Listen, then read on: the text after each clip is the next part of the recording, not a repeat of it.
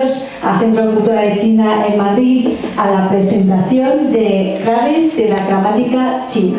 Un libro que no solamente es una contribución académica de suma importancia, sino también es una invitación a entender este idioma desde una perspectiva nueva. Hanyu, o la lengua china, como todos sabemos, es una lengua de mucha riqueza, pero a su vez llena de complejidades y particularidades que a veces pueden resultar inalcanzables para los no nativos. Y este reto es aún mayor para los hispanohablantes, porque en muchas ocasiones los recursos que pueden encontrar son una mera traducción de libros orientados a usuarios de lengua inglesa. Así que por eso tenemos un especial interés en presentar este estudio rompedor que compara directamente el chino y el castellano, que hará más accesible la gramática china a los estudiantes hispanohablantes. También brindará herramientas útiles a los docentes de este colectivo. Pues nos honra enormemente contar hoy la presencia de la autora del libro, la catedrática Tatiana Fisac, quien es una especialista de referencia en lengua y literatura chinas y a su vez la fundadora del Centro de Estudios de Asia Oriental de la Universidad Autónoma de Madrid.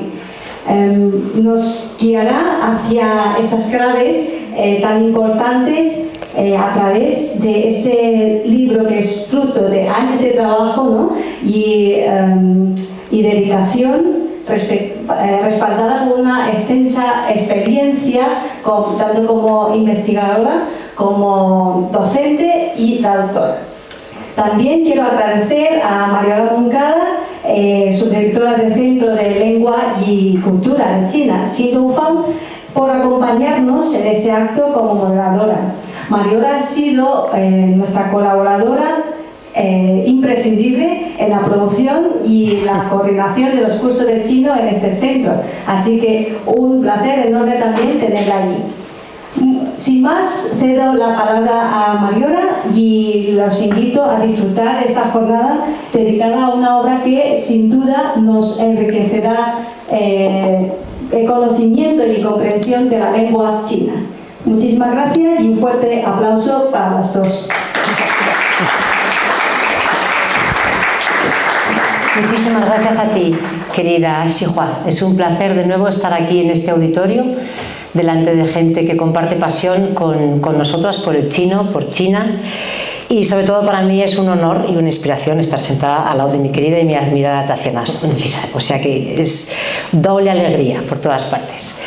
Yo te agradezco mucho, Tatiana, que me hayas invitado a charlar aquí un poco contigo de tu libro.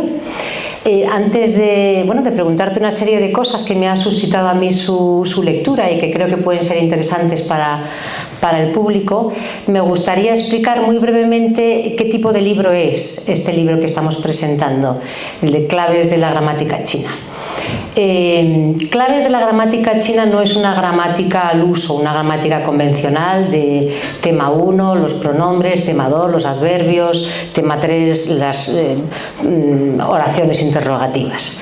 Es decir, no es un libro apto para principiantes que quieran ponerse a estudiar chino. Es mucho más que eso, es un estudio profundo y denso sobre el funcionamiento de la lengua china. ¿Vale? Entonces es una obra dirigida a profesionales de la lengua, a docentes, a estudiosos de chino, a traductores, a lingüistas, y que ofrece, no un temario concreto de cómo se debe estudiar, sino una serie de claves, efectivamente de ahí el título del libro, de claves según las cuales podemos empezar a entender mejor la gramática china, los hispanohablantes especialmente, ¿no?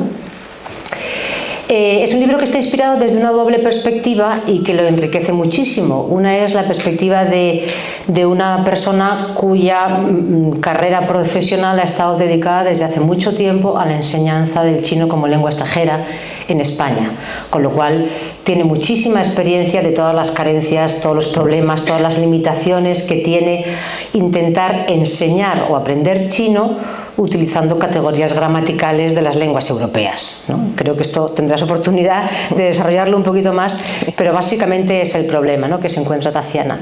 Y además de esta perspectiva de docente y de experta en lengua, hay una perspectiva importantísima que yo creo que está presente en el libro, y es su perspectiva de traductora, es decir, una persona cuya misión es verter textos chinos en la lengua española y hacerlos comprensibles, o sea, conseguir que la gente, que lo entendamos, ¿no?, entender el chino. Entonces, esas dos perspectivas unidas yo creo que han sido un poco pues la fuerza inspiradora de este libro, ¿no?, a la cual por supuesto se une la más importante, y es, cualquiera que lo leáis lo veréis, un profundo amor y pasión por su trabajo, ¿no?, por la lengua. Ahí se ve cada nota, cada explicación, cada pulcritud en las explicaciones. La verdad es que es una maravilla. Pues bien, querida Taciana, una vez hecha esta pequeña introducción sobre qué tipo de libro es el que tenemos entre manos, a mí me gustaría preguntarte, bueno, ¿por qué estas claves de gramática? O sea, ¿cuáles son esos problemas, esas carencias, esas limitaciones que hemos ido arrastrando en la enseñanza del chino, en el aprendizaje del chino, y que le dan motivo y razón de ser a tu libro? Bueno, primero de todo, muchísimas gracias a Hua por organizar este evento, Mariola por estar aquí, y a todos ustedes que también manifiestan tener un amor hacia la lengua china, ¿no?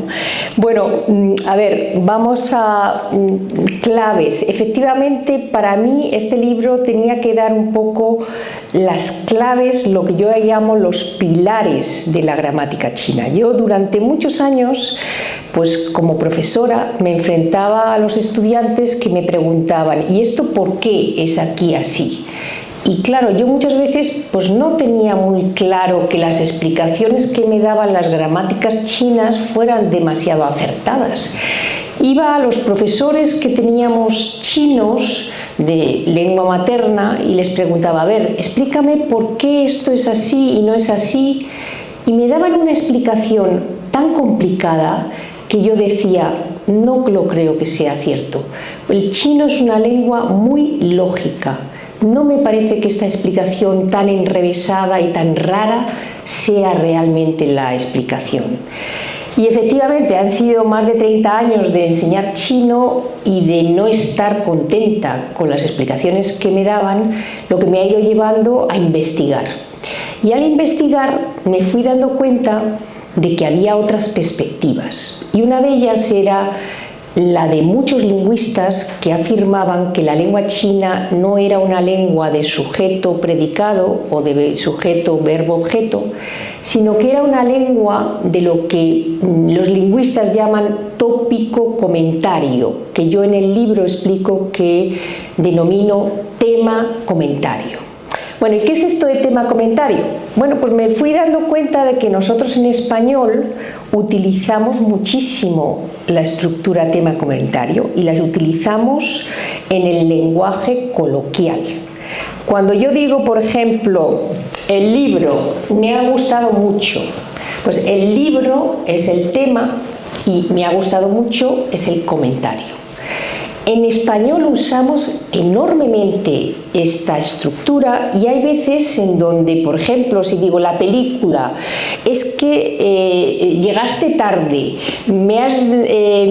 encima no me ha gustado nada. Claro, dices, la película, llegaste tarde. A ver, ¿esto qué es?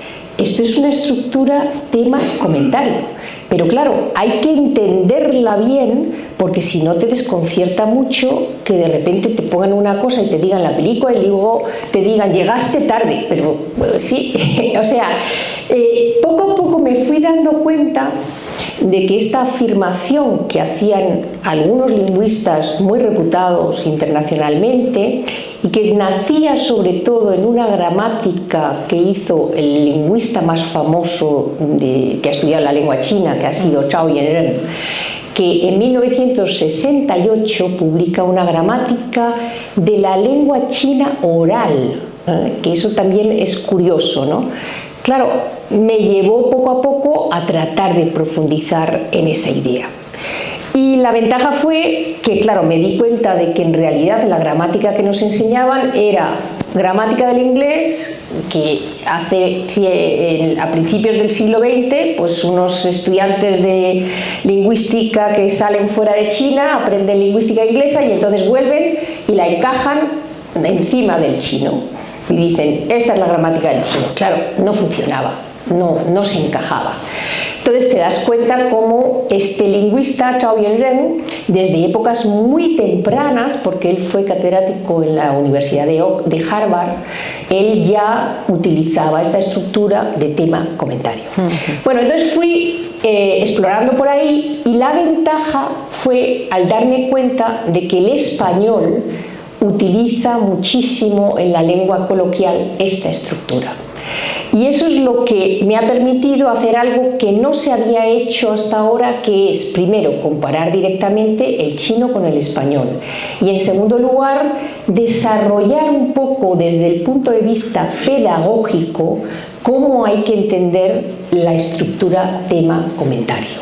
Y es un poco lo que yo hago y ese sería como mi primer pilar de la gramática, ¿no? El segundo pilar es el verbo. Yo creo que el capítulo del verbo y el último capítulo son capítulos mucho más personales en el sentido de que no se han desarrollado en el modo en que yo los desarrollo, no lo he visto nunca desarrollado, así como me inspiro mucho en otros autores para el tema de la estructura tema-comentario, pero los verbos, bueno, pues tenemos un problema. En chino los verbos no tienen tiempo. En chino lo que hay que conocer es lo que se denomina la categoría de aspecto. ¿Y qué es el aspecto? Bueno, pues el aspecto es cuando tú tienes una acción. Las acciones siempre son algo que empieza, está en proceso, termina, o sea, es algo dinámico, una acción no es algo estático. Entonces los verbos en chino lo que hacen es te indican en qué momento de esa acción estás. O sea que el aspecto indica el progreso, la dinámica propia interna de la acción sin tener en cuenta el tiempo del contexto. Es decir, tú puedes empezar a correr o puedes empezó a correr o puedes decir empezaba a correr y eso en chino no va a tener una modificación. Pero lo que te está diciendo en chino es mucho más sutil respecto a la propia acción verbal, ¿no? Entonces yo me fui dando cuenta de que el desarrollo del aspecto en chino tiene una riqueza enorme y creo que el segundo capítulo lo pone de manifiesto, que al final yo he llegado a la conclusión de que lo más complicado del chino es el verbo. Aunque nos dicen, el verbo solo, bueno, pues aprendes ch y ya sabes todas las formas. No, perdón, no sabes nada, porque no te han explicado lo que es el aspecto y todos los matices que tiene el aspecto en el verbo. Y ahí eso es el segundo gran pilar de la gramática china. Y el tercer gran pilar consiste en que nosotros en español tenemos una lengua en donde yo puedo poner las distintas partes de la oración un poco donde quiera. Yo puedo decir mañana tengo clase a las 11, tengo clase a las 11 mañana, o a las 11 tengo clase, o a las 11 mañana tengo clase. Tú puedes hacer una serie de variaciones sobre el mismo tema. Naturalmente estás enfatizando algo cuando lo pones, porque cuando tú dices mañana tengo clase a las 11, ese mañana tiene una función de tema en realidad, ¿no? Pero bueno, me di cuenta de que en chino el orden de las palabras es fundamental porque dependiendo de dónde están colocadas tienen una función gramatical concreta. Y una palabra puede ser un sustantivo o puede ser un verbo dependiendo de dónde la colocas, o puede ser un adverbio o puede ser un verbo estativo o puede ser un adjetivo, pero dar a las palabras una categoría gramatical es absolutamente erróneo. Lo que tienes que decir es, para que una palabra tenga función de adjetivo, pues tienes que colocarla siempre delante de un sustantivo, porque los adjetivos en chino, igual que en inglés, por cierto, por eso los ingleses no lo mencionan, porque como es igual que lo que ellos hacen, pues tienes que colocarla delante del sustantivo. Pero claro, en español no, en español la puedes colocar detrás, sobre todo es detrás donde debes colocarla, e incluso puedes colocarla delante haciendo una caracterización general de algo, ¿no? No es lo mismo decir hombre pobre que pobre hombre. Entonces, bueno, pues me fui dando cuenta de la enorme importancia que tiene la posición de las palabras en la oración, conocer qué función tienen esas palabras. Y efectivamente, como decías, para la traducción eso es fundamental, porque no es que te encuentres con, por ejemplo, por decirles un ejemplo, si tú dices, no es lo mismo decir hao ren, hao es, en este caso es el adjetivo, porque está delante de un sustantivo, ren es persona, ¿no? Hao, buena persona, ¿no? O persona buena, hao ren, o decir ren hao. Ren en este caso sería la persona, el tema. Hao es un verbo estativo, es buena. No es lo mismo decir hao ren que ren hao. Entonces es la posición que utiliza en la oración lo que te da la clave de cuál es la función gramatical de esa palabra, ¿no? Entonces esos son los tres pilares que yo desarrollo en el libro y que nunca he visto desarrollado ni en la parte relacionada con el aspecto ni en la parte relacionada con la posición para adquirir una función gramatical del modo en que yo lo he hecho, y entiendo que una vez que se comprenden esos tres pilares, la comprensión de la gramática china es infinitamente más sencilla que el lío que nos había montado poniendo de sombrero la gramática del inglés encima del chino. Claro, es curioso cómo en español y en España arrastramos muchísima tradición anglosajona en la transmisión de China, ¿no? Del idioma chino. Las gramáticas que hemos utilizado son traducciones del inglés, que como tú bien dices, pues se quedan ahí, o a lo mejor tienen validez para el inglés, pero es que ni siquiera son coherentes con el chino, ¿no? Es decir, que lo más coherente o lo que mejor explica el funcionamiento de la lengua no es, y estoy repitiendo un poco tus palabras, pero bueno, es porque yo misma estoy aprendiendo y me está quedando muy claro. No es el esquema sujeto-verbo-objeto de la gramática inglesa que hemos visto siempre en nuestras gramáticas chinas y que nos explican pero claro, ocurren muchas cosas en chino y es que a veces no hay sujeto, entonces tema y comentario. O sea que la estructura tema-comentario es algo totalmente nuevo. Y precisamente porque hemos arrastrado esta tradición gramatical, pues es algo que nos resulta muy novedoso, Tatiana. Yo aprovecho, ahora que estamos hablando de la tradición anglosajona, que de alguna manera nos ha impuesto una estructura que no es la que más encaja al chino ni la que más encaje para un español, para deciros también, mencionaros que este libro de las claves de la gramática china está también traducido al inglés y al italiano. ¿Vale? Entonces, creo que es muy importante mencionarlo porque, y sobre todo porque la perspectiva que va a suponer en términos anglosajones de cómo acercarse al chino, esta vez va a venir por parte de Tatiana, que es una sinóloga española. O sea, creo que es un hito en la sinología española, ir por delante de los ingleses que han ido delante nuestra durante un tiempo. Pero bueno, al margen de chauvinismos, está traducido al inglés y al italiano, al inglés con un título, nosotros lo tenemos aquí, Fundamental Structures of the Chinese Language, y creo que va a ser para ellos también muy esclarecedor el abandonar esa estructura. Básicamente nos has dado realmente los tres tips de lo más importante del libro, Tatiana. Fíjate que yo también quería resaltar que la estructura tema-comentario es un poco la piedra angular del libro, ¿vale? Y con respecto a los verbos, el capítulo de verbos del libro es un capítulo con un análisis lingüístico finísimo, muy detallado de la naturaleza de los verbos en chino, ¿vale? Lo digo también para abriros un poquito boca a los que tengáis el libro, hay una clasificación de los verbos, hay también muchos cuadros con muchos ejemplos de los verbos y todo el aspecto gramatical que ha explicado Taciana. Y bueno, y de cómo es muy diferente, claro, el español es lo que comentabas, al ser una lengua tan flexiva, con tantos tiempos, conjugaciones, etcétera, nosotros siempre acotamos el tiempo muy bien. En chino entiendo que necesitas otros marcadores gramaticales. ¿Nos puedes hablar un poco de cuáles son los fundamentales que nos van a acotar un poquito el tiempo, nos van a ayudar los marcadores gramaticales y el concepto de marcador gramatical también? Bueno, yo en el libro explico que a mí nunca me gustó esa explicación que te dicen a veces en chino, que dicen, bueno, esto es una partícula, y ahí te quedas, ¿no? No sabes para qué sirve una partícula.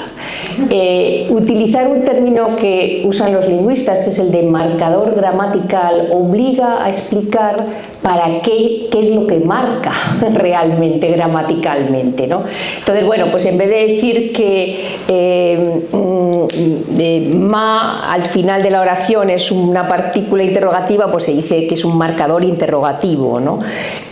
Naturalmente, por ejemplo, hay muchas funciones que estos marcadores nos van a dar la clave, entonces tampoco son tantos, no son demasiados, entonces tener bien claro cuál es la función de cada uno de estos marcadores va a ser realmente muy importante para orientarte dentro de la oración, ¿no? Claro, normalmente un poco antes de pasar a los verbos, quizás me gustaría poner algún ejemplo para que la gente entienda mejor esta estructura de tema-comentario a qué me estoy refiriendo, ¿no? He traído aquí algunas frases, ¿no? Por ejemplo, si yo digo esta frase de 这我喜欢, pues estoy diciendo el coche me gusta. El coche es el tema y me gusta es el comentario. Claro, ¿cuál es el sujeto? No es el coche es el tema. No, el me gusta ya habrá otros análisis, pero no podemos decir ahí dónde está el sujeto, ¿no? Bueno, claro, en todos estos frases, por ejemplo, cuando yo digo Beijing 我没去过, claro, en español en esta frase Pekín es el tema, estoy hablando de Pekín, pero claro, cuando yo lo traduzco al español, yo no digo Pekín, no he estado, yo digo en español en Pekín, no he estado. Y entonces ahí lo confundimos con un complemento circunstancial o con lo que sea. Pero claro, en chino es clarísimo que tú tienes que ponerlo sobre qué estás hablando, que es el tema inicial, ¿no? El tema, yo utilizo la palabra tema porque me parece que para enseñar chino a jóvenes y a niños el uso de la palabra tópico es demasiado especializado en lingüística, ¿no? Pero no hay que confundirlo con el tema en el sentido de sobre qué trata la oración. El tema es aquello inicial sobre lo cual se va a hacer un comentario después, ¿no? Y los comentarios pueden ser realmente muy diversos, ¿no? Bueno, pero hablando de, claro, nosotros en español, como tenemos otros esquemas, pues a veces palabras que no están en chino tenemos que añadirlas al traducir. Por eso esa preocupación mía como traductora de qué palabras no aparecen en chino, pero tengo que ponerlas en español para que el discurso sea coherente, ¿no? Pero en este caso, si yo digo Beijing o México y entiendo que Pekín es el tema, pues al hacer la traducción de la frase entiendo que en español tendré que poner no he estado en Pekín o en Pekín no he estado. Que sería la frase. Bueno, pero yendo un poco a lo que me preguntabas de los tiempos verbales. Bueno, primer punto, no podemos asimilar hay alguna marca aspectual, algún marcador aspectual que sí que se puede identificar con ciertas formas verbales, tiempos verbales españoles. Por ejemplo, cuando yo utilizo la palabra, el marcador que aparece aquí, ¿no? Kuo. Kuo es un marcador que lo que indica es haber tenido la experiencia o sea, es un marcador experiencial, es decir, te indica si antes has experimentado esa acción o no la has experimentado. Por eso esta frase en español es más correcto traducirla por no he estado en Pekín, en vez de decir no he ido a Pekín. Porque estar es mucho más, indica más la idea de experiencia, que es lo que indica este marcador, ¿no? Entonces, bueno, pues sí, siempre que ha habido una experiencia, pues tiene que ser un tiempo que sea pasado, porque si no es muy difícil, puede ser simple, compuesto de otras maneras, ¿no? Pero exceptuando en este caso, el contexto es lo único que te puede decir a qué tiempo verbal corresponde. Porque tú puedes tener un verbo en chino no marcado que en su traducción al español en ese contexto sea mucho mejor utilizar un tiempo pasado porque lo precisa por otros marcadores del verbo, o que es una de las cosas que yo pongo de manifiesto en el libro, que a veces parece un poco pesado, ¿no? Pero pongo una frase que está cogida de un corpus aleatorio para que fueran frases que no fueran inventadas por mí, sino que fueran frases que estaban en chino. Bueno, y yo digo, esto se podría traducir fuera de contexto por todas estas formas de tiempos verbales. Es que no hay realmente una forma verbal que digas esto corresponde a esto, exceptuando esta de experiencia. Claro, naturalmente es un error garrafal decir que el le es un marcador aspectual de pasado. Eso es erróneo. E incluso está puesto en libros de texto. Sí, sí, esto dilo 2 veces. No, porque todos lo hemos estudiado así. No es pasado. Atención al le. El le no es pasado para nada. Indica que la acción del verbo se completa, pero se puede completar en el pasado, en el presente o en el futuro.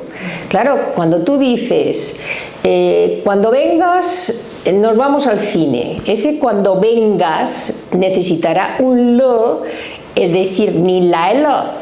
Es decir, cuando tú, la acción de venir se haya completado, nos vamos a ver una película.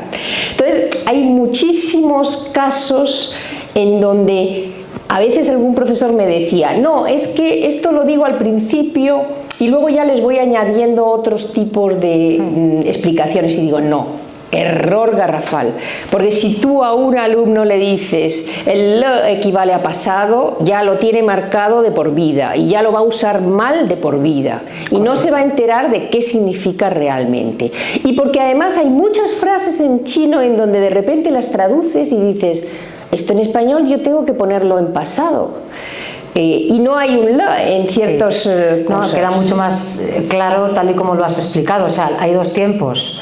El tiempo que pasa, el tiempo del contexto, que ese quo sí que sería un marcador de ese tiempo. Exacto. Porque has pasado por esa experiencia en el tiempo cronológico, pero el le es la acción. Claro. La acción te la puedes imaginar. Claro, ¿no? claro, Entonces, claro. Le claro. es que se completa la acción, ¿no? Exacto.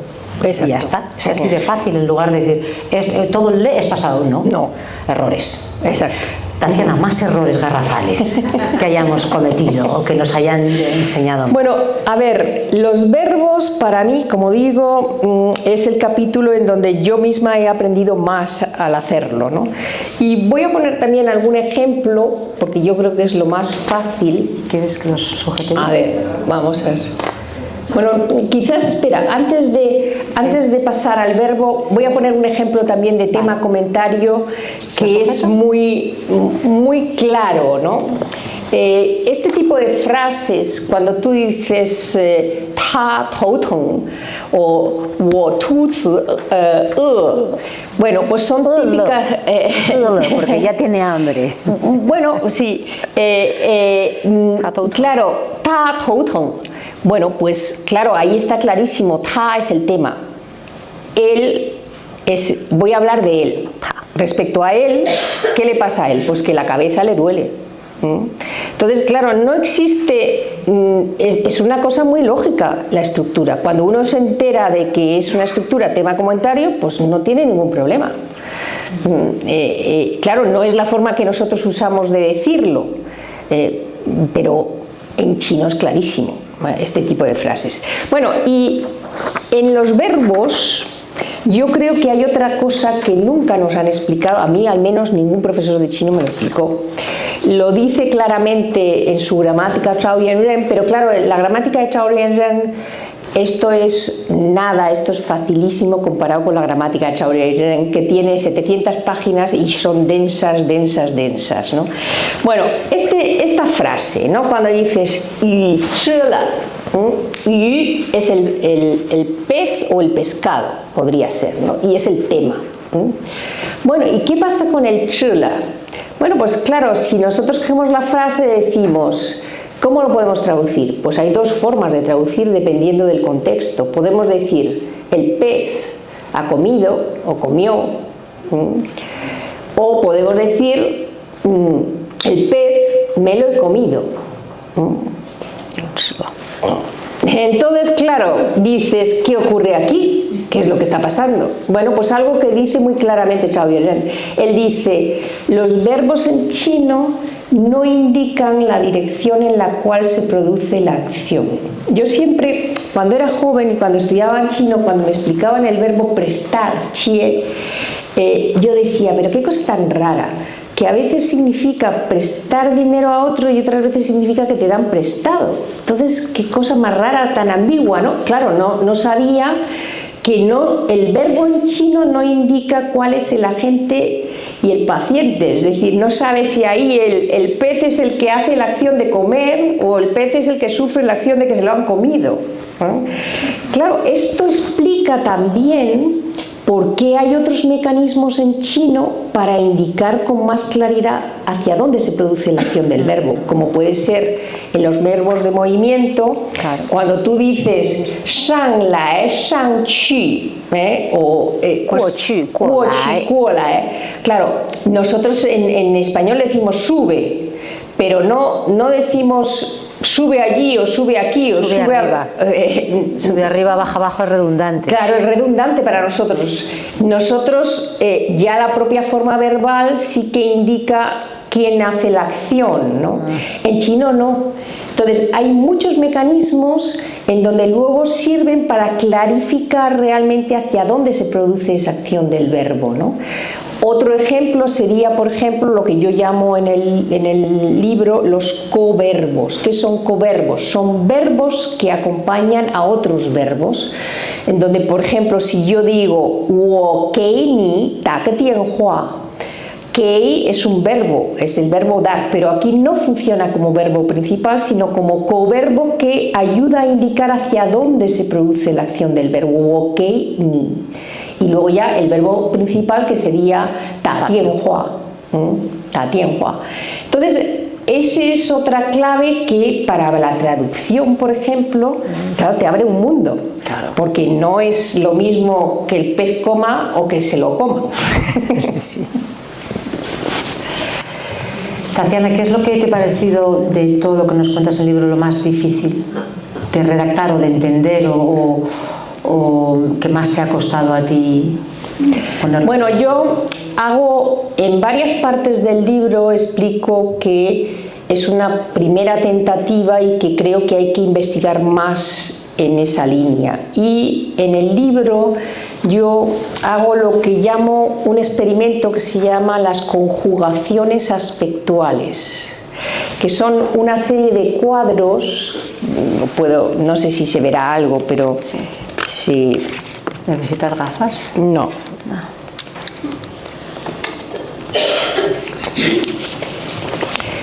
Unos cuadros en donde yo indico qué combinaciones verbales se pueden hacer con ciertos tipos de verbos y qué combinación no se pueden hacer con ciertos tipos de verbos. Esto sería a partir de la página 292. ¿Qué es lo que quiero decir con esto? Bueno, pues en otras lenguas, cuando aprendemos otras lenguas, nos obligan a aprender verbos regulares, verbos irregulares.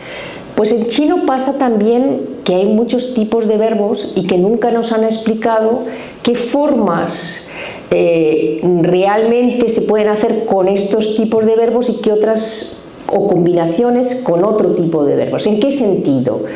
Bueno, en las gramáticas del chino tradicionales hablan del verbo y luego hablan del complemento. Yo estoy absolutamente en contra de considerar complemento lo que es una parte de un verbo que si le quitas el complemento ya no significa lo mismo. O sea, un complemento tradicionalmente es algo que tú puedes eliminar y te da menos información, pero no te deforma completamente el significado. Por ejemplo, vamos a poner un ejemplo para que nos... Pues por ejemplo, si yo digo 受不了, 受不了 es no aguantar o no resistir, pero 受, bueno, claro, si tú dices 受 no tiene nada que ver, no significa lo mismo que 受不了 o 吃不了, 吃不了, no puedo comérmelo, ¿no? Son complementos del verbo, pero que no son No son complementos del verbo, no son complementos del verbo, son construcciones verbales. Claro, vale. Construcciones verbales que lo que hacen es modificar el aspecto. Es decir, te dan un matiz más respecto a cómo estás realizando la acción de comer. Lo como, pero no lo puedo resistir, o no lo puedo tragar, ¿no? Entonces hay tantas construcciones aspectuales de este tipo que yo pongo en los cuadros que digo, habría que hacer una investigación respecto a qué tipos de verbos se pueden utilizar con qué combinaciones y qué tipos de verbos no admiten esas combinaciones, y eso nunca nos lo han explicado.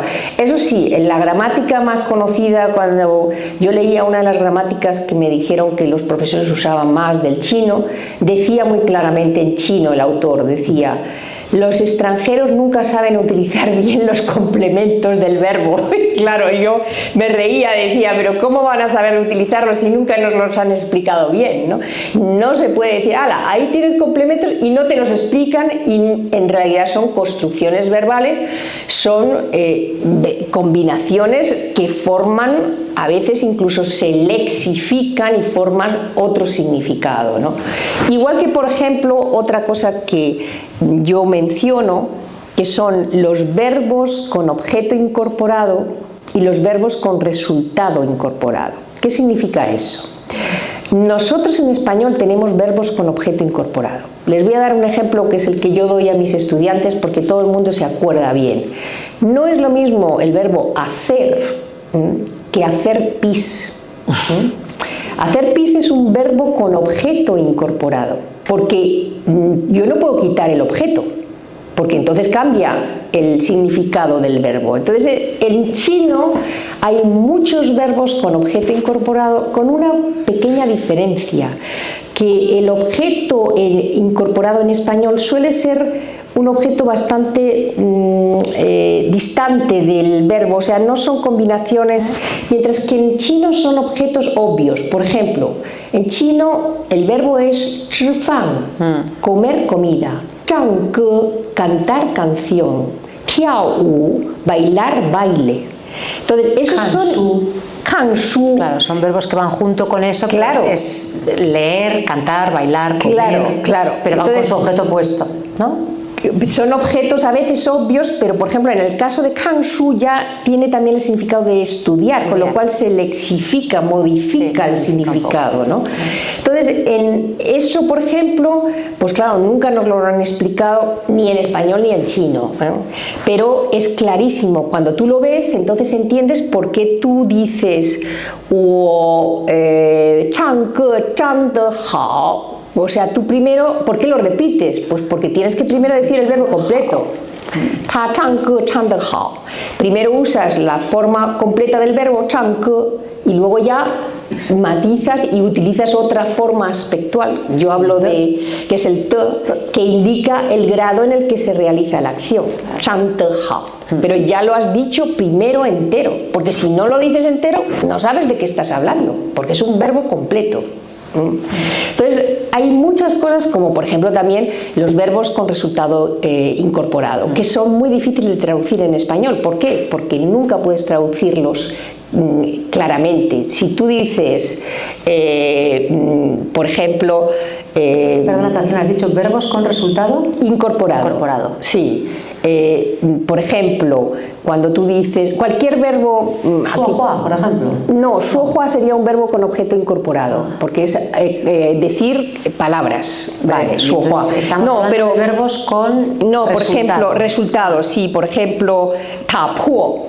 Tapo, vale. Tapuo. Ta es golpear, sí. romper, golpear, y puo es romper. Entonces ese es un verbo que en español luego lo tienes que traducir por romper. Pero en realidad en chino lo que está es explicándote mucho más detalladamente internamente la acción. Ta, golpeas, puo, y se rompe. Y como ese hay montones de verbos que son con resultado. Por ejemplo.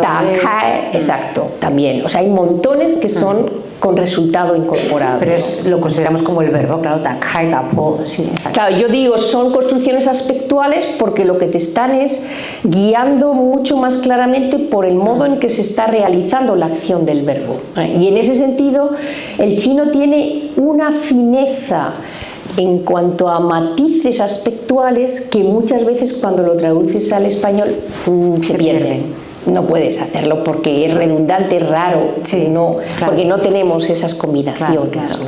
Tenemos mucha más flexibilidad en nuestros verbos, manejamos, acotamos el tiempo mucho mejor con todos los tiempos compuestos, el pretérito, el subjuntivo, pero nos perdemos esos matices aspectuales que tiene el chino, ¿no? Claro, y hay otra cosa muy importante. Nosotros consideramos que nuestra lengua es como una cosa como que sigue un esquema como más universal, y en eso estamos muy equivocados, porque yo poco a poco me voy enterando, por ejemplo, el griego clásico no tiene tiempos verbales, también tiene aspecto, pero se sigue empeñando y se sigue enseñando equiparando con tiempos verbales. O por ejemplo, el chino no tiene, estrictamente hablando, no tiene artículos, pero cuando lo traducimos en español, el tema siempre implica que tienes que poner un artículo determinado. El pez, el coche, porque es como hablamos también en español, ¿no? Pero ¿qué ocurre? Pues yo me he ido dando cuenta con la traducción, como claro, muy bien tú indicas, ¿no? Que a veces el demostrativo no o no a veces hay que traducirlo por un artículo. Claro. Y entonces me contaba un lingüista, me decía que de hecho el latín no tiene artículo y que es a partir del demostrativo illa del latín como pasa el artículo a las lenguas romances, digamos, cuando se produce ese paso, ¿no? Entonces, poco a poco vas desmontando la idea de que el inglés o el español son como lenguas normativas. No.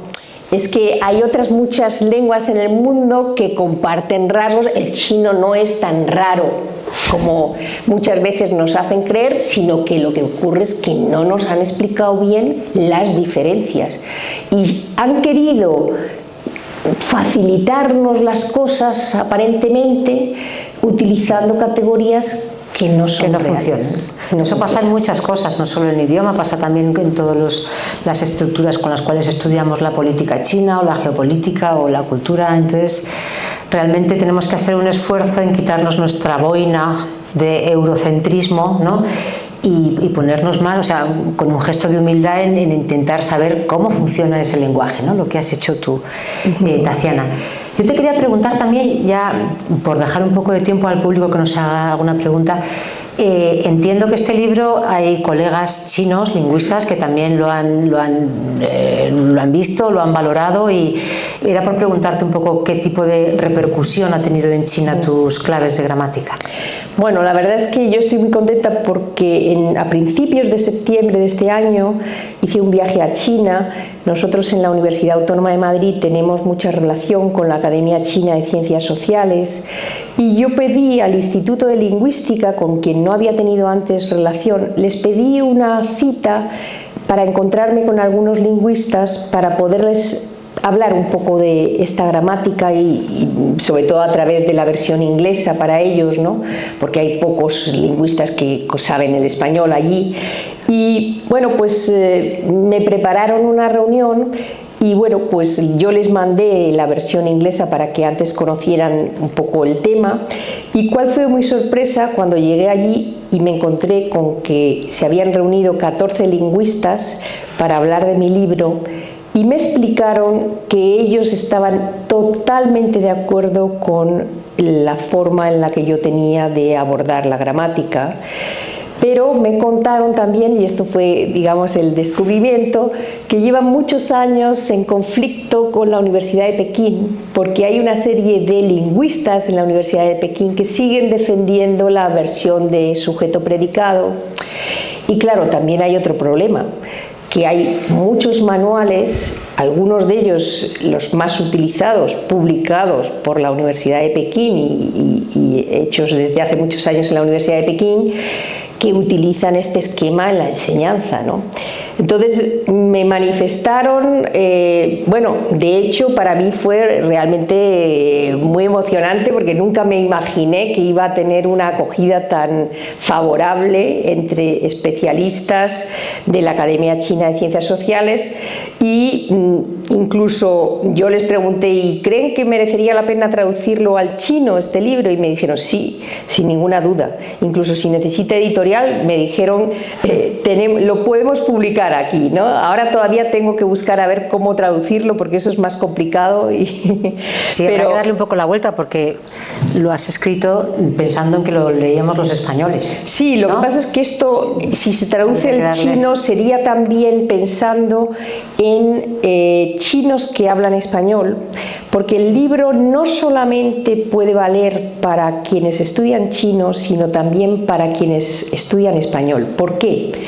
Yo una de las cosas que me he dado cuenta con los estudiantes chinos que vienen a España es que ellos tienen muchísimos problemas para utilizar correctamente los artículos, el artículo determinado y el artículo indeterminado. Y poco a poco me he ido dando cuenta de que nadie les ha explicado ciertas reglas que pueden facilitar mucho el uso del artículo. Por ejemplo, en posición de tema, en español siempre un artículo determinado. Es decir, tú no puedes decir y chila, tú no puedes decir un pescado ha comido o un pescado me he comido. No, eso no es correcto. En español tampoco lo dirías. Tú dirías el pescado o el pez. Entonces utilizas un artículo determinado. Siempre, el tema siempre es algo concreto, algo sobre lo cual los que intervienen en la conversación saben de qué se está hablando. Y por eso te facilita muchísimo entender que siempre eso va a corresponder con un el o la o lo o los, claro, en español.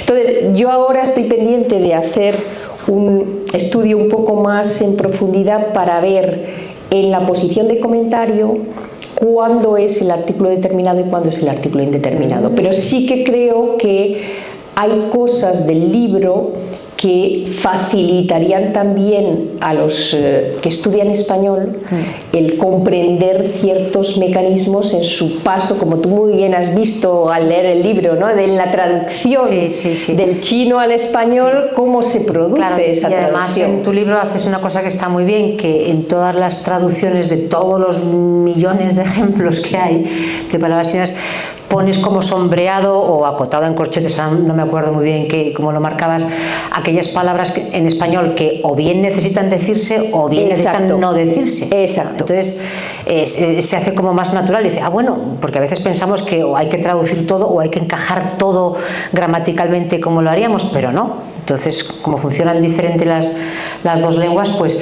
eso tiene mucho, a mí me pareció muy útil, que los ejemplos estén así reseñados, ¿no? Con aquellas cosas que omites o que añades para que se entienda mejor. Y otra cosa que me transmitieron en la Academia China de Ciencias Sociales es que ellos les gustó mucho saber que el español coloquial utiliza mucho esta estructura. Claro. Porque claro, como siempre está el inglés se ha convertido como en la lengua normativa de los estudios internacionales y claro, tiene muchos problemas porque muchas cosas no están en el inglés. Y entonces, ¿cómo las abordas? Claro. Seguro que estudiando desde otra lengua, a lo mejor yo no distingo rasgos del chino porque no los tengo claros en el español o no los veo tan claros, ¿no? Desde otra lengua. Pero es eso les interesó mucho a ellos, les pareció que era una aportación el dar una lengua que es una lengua que en el mundo es muy hablada, claro, y que también utilizaba ese esquema de tema-comentario. Qué bien, pues qué maravilla, la verdad, otro punto en común más con China, ¿verdad? La estructura de la lengua. Muy bien, pues muchísimas gracias por esta clase magistral de la gramática china. Ojalá exista un libro que se llama La gramática española para los chinos. Así nos facilitará mucho el aprendizaje.